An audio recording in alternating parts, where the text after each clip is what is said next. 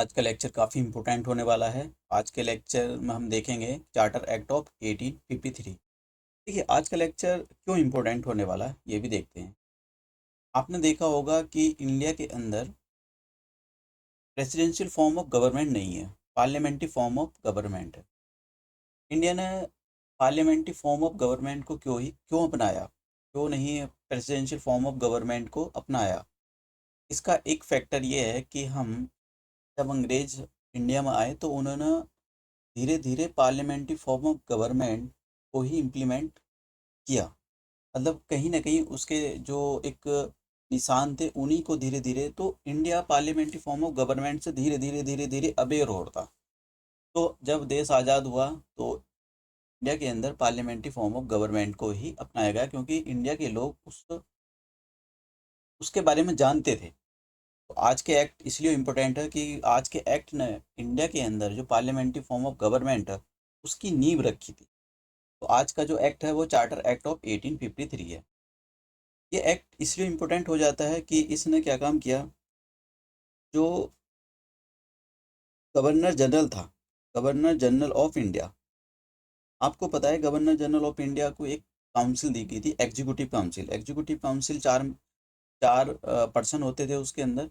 अब क्या किया है कि गवर्नर जनरल की एक लेजिस्लेटिव काउंसिल बना दी गई, लेजिस्लेटिव काउंसिल।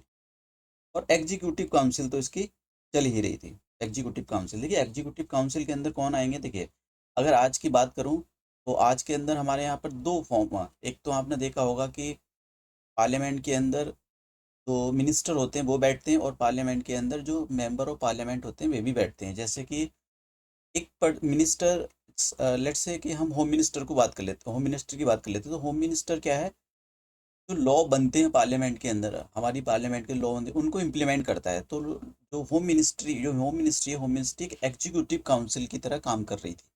ठीक है, जैसे हमारी जितनी मिनिस्ट्री हैं वो सब एग्जीक्यूटिव काउंसिल की तरह ही काम कर रही है उस टाइम की। आज की हमारी मिनिस्ट्री और उस टाइम की उनको एग्जीक्यूटिव काउंसिल बोला जाता था। तो आज की एग्जीक्यूटिव काउंसिल के अंदर बहुत सारी मिनिस्ट्री आती हैं, जैसे मिनिस्ट्री ऑफ कल्चर आ गया, मिनिस्ट्री ऑफ होम अफेयर आ गया, मिनिस्ट्री ऑफ डिफेंस आ गया, एक्सटर्नल अफेयर आ गया, ये सारी। तो उस टाइम ज़्यादा एग्जीक्यूटिव काउंसिल में ज़्यादा लोग नहीं होते थे, बस चार पांच ही होते थे, पांच हो गए थे अभी तक। लेजिस्लेटिव काउंसिल के लिए ये नई काउंसिल बनाई गई थी। ये आज की जो ये मिनी पार्लियामेंट के नाम से भी जानी जाती थी, क्योंकि इसका काम होता लॉ बनाना था। ऑल इंडिया में ये लॉ बनाना था, जितनी भी टेरिटरी के अंदर लॉ बनाना था। लॉ बनाकर इम्प्लीमेंट कौन करेगा, एग्जीक्यूटिव काउंसिल। तो कहीं ना कहीं ये जो एक्ट था, इस एक्ट ने जो पार्लियामेंट्री फॉर्म ऑफ गवर्नमेंट है उसकी एक नींव रखी थी। तो अ, इसने लेजिस्लेटिव काउंसिल बनाया। लेजिस्लेटिव काउंसिल के अंदर 6 मेंबर होते थे, और इन 6 मेंबरों को मतलब लेजिस्लेटर बोला गया कि भाई ये कानून बनाने वाले लोग हैं। और इन 6 मेंबरों के अंदर 6 मेंबर हो गए, 4 मेंबर इंडिया के जो प्रोविंशियल गवर्नमेंट थी वो अपॉइंट करेंगे। 4 मेंबर, देखिए 6 मेंबर थे लेजिस्लेटिव काउंसिल में, 4 मेंबर जो प्रोविंशियल गवर्नमेंट थी। कौन कौन सी प्रोविंशियल गवर्नमेंट गवर्नमेंट, मद्रास हो गया, बॉम्बे हो गया, बंगाल हो गया और आगरा। ये 4 लोगों को अपॉइंट करेगी उनका, जिस समय इस एग्जीक्यूटिव जो गवर्नर जनरल की जो लेजिस्लेटिव नई बनी काउंसिल है उसके अंदर पार्टिसिपेट कर सके लॉ मेकिंग प्रोसेस के अंदर। ठीक है, तो इसको ये जो नई इसको मिनी पार्लियामेंट भी बोला जाता था, और ये सेम फंक्शन करती थी जैसे इंग्लैंड के अंदर जो पार्लियामेंट है, जैसा उसका प्रोसीजर होता था सेम प्रोसीजर इसका होता था। इंग्लैंड के अंदर जो पार्लियामेंट है वो प्रेसिडेंशियल फॉर्म ऑफ गवर्नमेंट को फॉलो करती है, तो यहाँ भी प्रेसिडेंशियल फॉर्म ऑफ गवर्नमेंट को ही फॉलो किया जाता था। इसको इंडियन लेजिस्लेटिव काउंसिल या इंडियन सेंट्रल लेजिस्लेटिव काउंसिल के नाम से भी बाद में जाना गया यही होती थी। तो और हाँ, इस ये जो एक्ट है, ये एक पॉइंट बहुत ज़्यादा इंपॉर्टेंट है। इस एक्ट ने इंडिया के अंदर जो सिविल सर्विस है उसकी एक नींव और रखी, मतलब उसकी भी नींव रखी है। तो इसने ओपन कंपटीशन सिस्टम को इंट्रोड्यूस किया। इसके लिए सिविल सर्वेंट जो होते थे, आज की यूपीएससी आपने देखा होगा, तो इन सब के लिए कि लोग आए और सिविल सर्विस में पार्टिसिपेट करें, तो उसकी एक नींव रखी थी इस एक्ट के अंदर।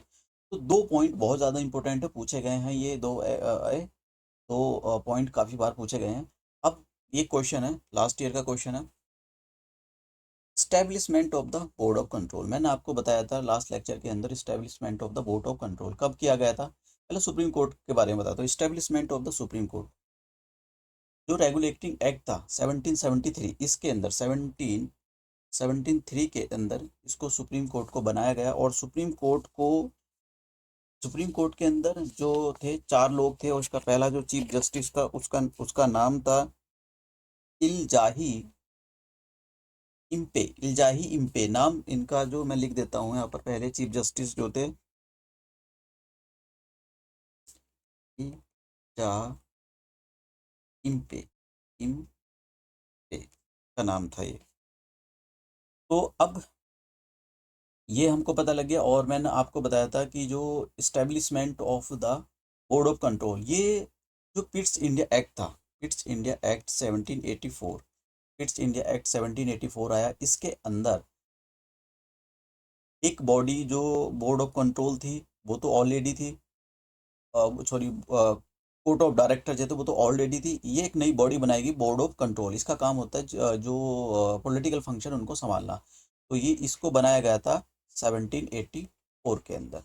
ठीक है, तो इस हिसाब से ए का जो होना चाहिए वो ए, बी ऑप्शन होना चाहिए, और बी का होना चाहिए ये, और ए का ये। इसी हिसाब से परमिशन टू इंग्लिश मिशनरीज, और मैंने आपको बताया था ये कब आए थे कि 18 चार्टर एक्ट ऑफ 1813 के अंदर इनको भेजा गया था। जो इंग्लिश तो क्रिश्चियनिटी थी उसको इंडिया के अंदर भेजा गया था कि आप जाओ और इंडिया के अंदर क्रिश्चियनिटी को फैलाओ। एक और बात हुई थी, वेस्टर्न एजुकेशन का भी प्रावधान था इसके अंदर, और 1 लाख रुपए का भी प्रावधान था कि हम इंडिया के एजुकेशन सिस्टम में सुधार लाएंगे, हर साल 1 लाख रुपए का इन्वेस्टमेंट करेंगे। तो ये सारी जो चीज़ें थी वो चार्टर एक्ट ऑफ 1813 के अंदर बनाई गई थी। और appointment of the law member जो था गवर्नर जनरल, और की 4 पर्सन की एक जो काउंसिल होती थी, उसका जो एक मेंबर, नया मेंबर जुड़ा था, उसका जो अपॉइंटमेंट हुआ था लॉ मेंबर, जैसे मतलब वो लॉ मिनिस्ट्री को संभालेगा। जैसा हमारे यहाँ पर मिनिस्ट्री ऑफ द लॉ है, तो उसको जो संभालता है मिनिस्ट्री ऑफ जो भी होता है वो संभालता है। अब हमारे यहाँ पर उस टाइम पर एक नया मेंबर अपॉइंट किया गया था, तो इसको चार्टर एक्ट ऑफ 1833 के अंदर अपॉइंट किया गया था। इसी हिसाब से ऑप्शन हो जाएगा इसका, तो ठीक है, आंसर हो जाएगा इसका बी। तो आज का जो लेक्चर था, बस 2-3 पॉइंट आज के लेक्चर के अंदर इंपॉर्टेंट थे। आज का लेक्चर यही समाप्त करते हैं। Thank you.